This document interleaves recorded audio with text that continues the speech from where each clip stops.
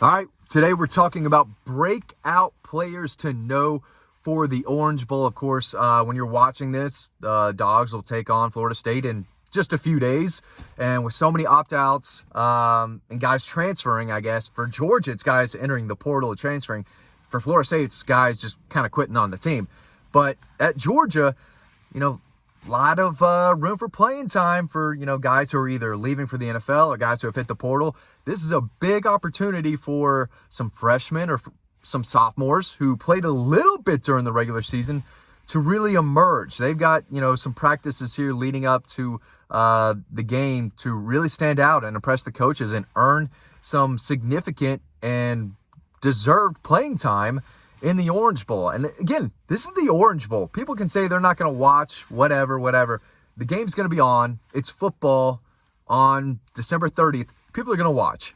And this is an opportunity for several guys, and I've got some guys in mind that I'm going to talk about in just a second, to have an opportunity to really open some eyeballs leading into a very big spring and a possible breakout season next year. So defensively, it could be a number of different guys, right? On the defensive line, you've got Jamal Jarrett and Jordan Hall, two freshmen this past season that a lot of people are very high on, two guys that I think need to be in a key role next year in year two. We talked about how the defensive line needs more depth. It needs more killers, more game changers.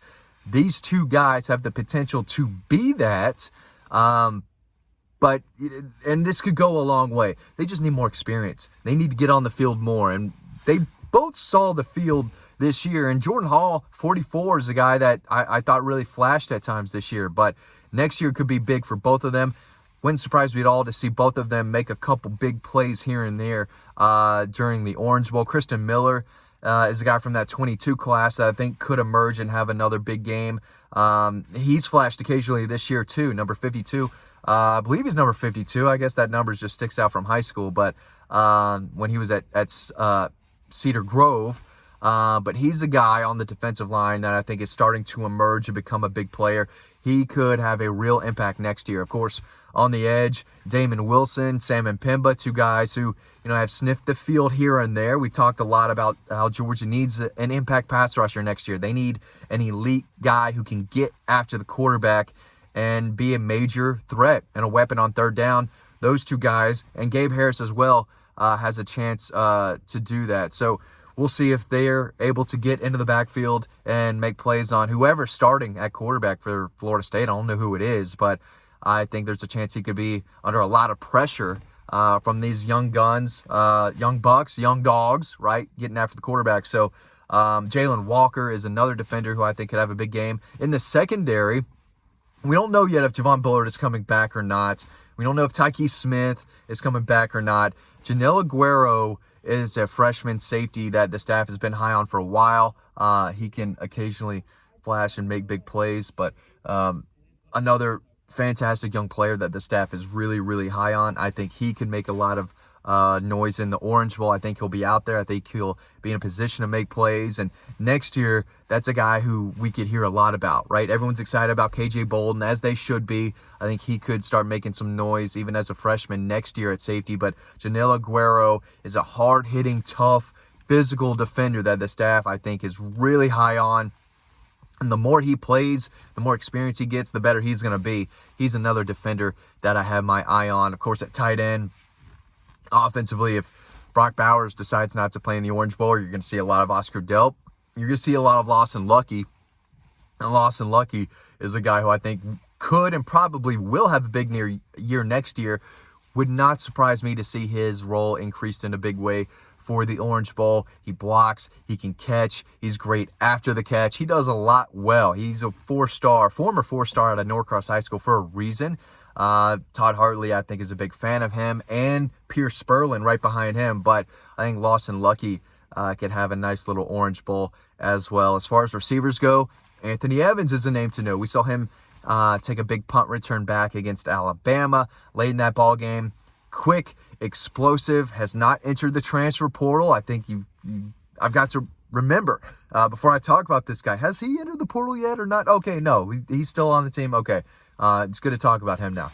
So this is an out-of-state kid. So you never know with those out-of-state kids after 1 year. If they're not playing, they get homesick, they might want to leave. But as far as I know, Anthony Evans, that an explosive track star speed wide receiver, still on the roster, could be the kick and punt returner next year, but wouldn't surprise me if he got some opportunities to make plays against Florida State. And again, they've got several defenders out. I don't know if they've got anyone fast enough to catch Anthony Evans if he's trying to stretch the field vertically and make a play down the field. He's a big play threat, big play weapon, and a guy I think we could see a little bit in the Orange Bowl. Another guy to know, maybe Gunnar Stockton, right?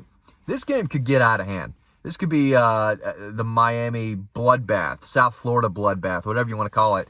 I think Georgia has a chance to embarrass Florida State if they want to. Florida State's given up on this game, where Kirby coaches this team as still, this is a big deal. I mean, you're still playing in a New Year's Six game, an important one that people are going to watch. We're going to prepare like we always do. That's how that program is run. Composure, discipline, physicality, bringing it every practice, giving it your all.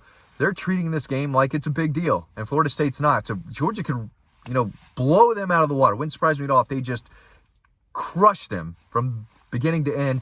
Would not surprise me to see Gunnar Stockton get some reps in at quarterback, especially if the game's already over.